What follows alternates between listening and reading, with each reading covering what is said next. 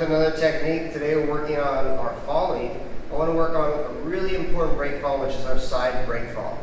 Now, the way that we do our side break fall is we want to try to minimize the distance that we're falling.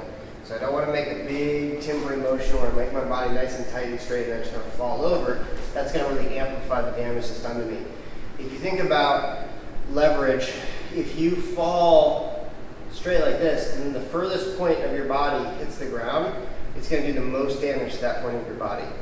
If you fall and you crumble, so that somewhere in the middle of your body hits the ground first, it's going to do much less damage. So that's what we're trying to achieve. As we're falling, we're going to start crumpling our body. We're going to start crumpling our body so that we hit with our bottom first and not with our head. It's when people get, that classic like cartoon knockout where the guy gets hit, boom, and he's like straight, and then he falls back and he hits his head, and the people like end up dying. So you start falling, you realize someone's taking up your legs from underneath you or something like that, and you start crumpling like this, and as you're falling backwards, you kind of turn yourself into a little roly-poly bug. You roll back, and you turn to the side. We want to turn to the side because we want to try to dissipate the power on one side of our body, and it's usually we're getting thrown in such a way that we can't really do a full back break fall. Okay, so we're going to turn to one side. We're going to dissipate the power with our leg and our arm by trying to spread that power over a large surface area. And we slap the ground, boom, to help dissipate that power. When we do it in practice, it kind of makes like a rocking horse motion. You take your leg, you kick it forward, you sit back, and you side break fall. One more time. Start from your fighting stance. Take your back leg, kick it out, sit back, and side break fall. Now, when we actually go to do it in reality, it may look a little bit different. And of course, depending on how we're falling, we need to change a few of the parameters. I want to bring Jesse on to kind of demonstrate what I mean. So let's say Jesse goes to do a hip jump, all right, and he goes to throw me. This is the most common use, I think, for the side break fall. Go throw me, Jesse.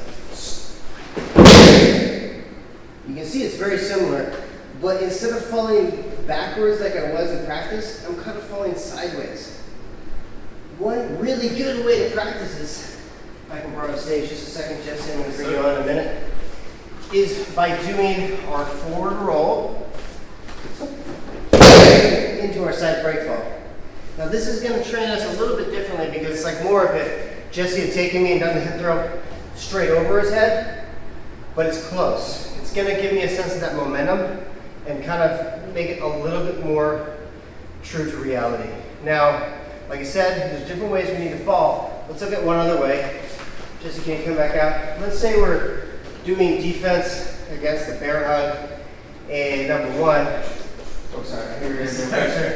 And he's broken out and he's going to step behind and sweep me backwards. I see a lot of issues right here.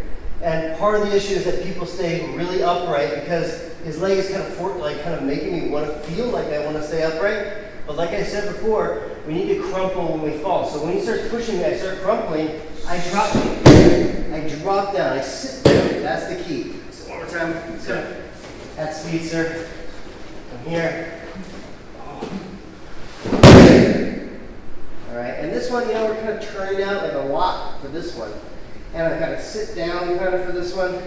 So the point I'm trying to make is when you go to do your break falls, they're going to manifest a little bit differently in reality depending on what you're getting, how you're getting thrown. But it's okay.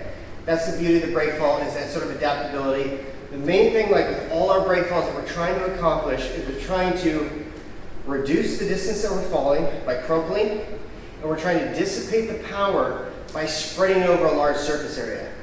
If you can accomplish those two things, it's going to really mitigate the falling damage. All right, hope you enjoyed our lesson for today. Great job. Let's keep training hard.